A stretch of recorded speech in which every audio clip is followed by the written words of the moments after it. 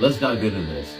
Here's an example to get your mind thinking in a way that will bring down barriers and beliefs in your own mind. Like I've said in past videos and commentaries, the world's elitists, the cabal, the ones who run this world system of beliefs, science, and patterns and such, they don't want a world full of thinkers and figure-outers. They want people, the masses, to blindly follow and comply with their agenda, rules, and laws. You know this is true because you know of unjust laws that you might have had to deal with in the past that make no sense. All these will keep you in a state of anxiety, depression, and overall stress. That's where they want you. That's where you can be controlled and manipulated. Here's the exercise. Whether this is true or not, it's an example, an exercise to begin to train your mind into thinking outside of the box per se, and to begin to use your imagination to live your life from the inside out instead of the five senses rule of what you think you see and what you think you hear and what you think you know. This is all just brain activity, electrical firings. The brain sends and receives chemical and electrical signals throughout the body. Different signals control different processes, and your brain interprets each of these, and that's where we get feelings and thoughts and actions and reactions and so on. We've all heard, tap into the divine.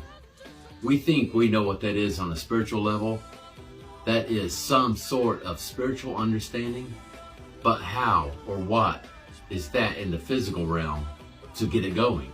Let me tell you, to connect to the natural within a supernatural living ability.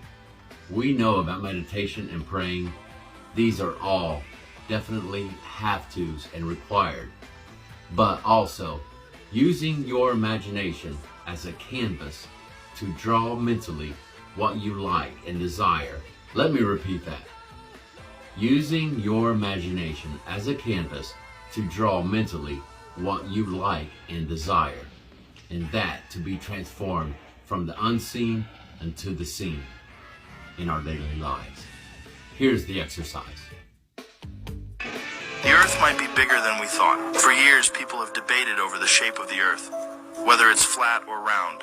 But what if the Earth has more than just 7 continents, and Antarctica is a giant ice wall that keeps us from seeing the rest of them?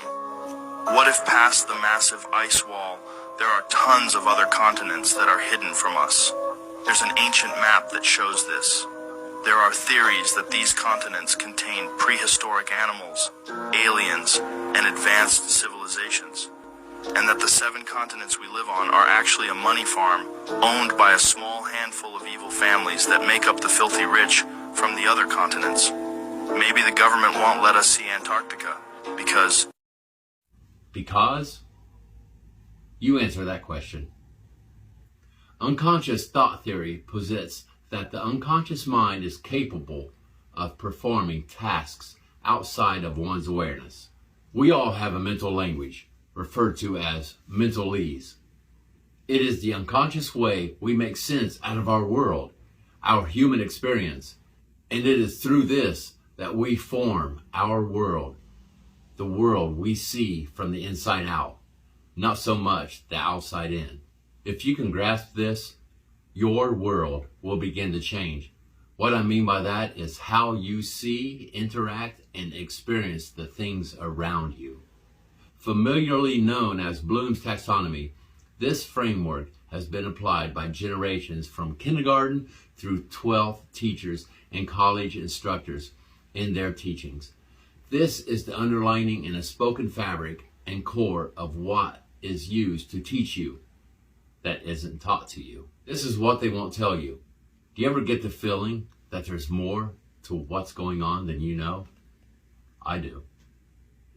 You might not have heard of this, but this is the structure. The framework elaborated by Bloom and his collaborators consisted of 6 major categories: knowledge, comprehension, application, analysis, synthesis, and evaluation. Most people yet live somewhere in these 6 categories. If the majority of their life is only in one category, or a certain level of this development in their own personal level of understanding, then this is where your existence and experiences hang, with your own will and intent stripped from you. We want to move up from just memorizing something or just simply knowing about something to development and creating. Does this sound familiar?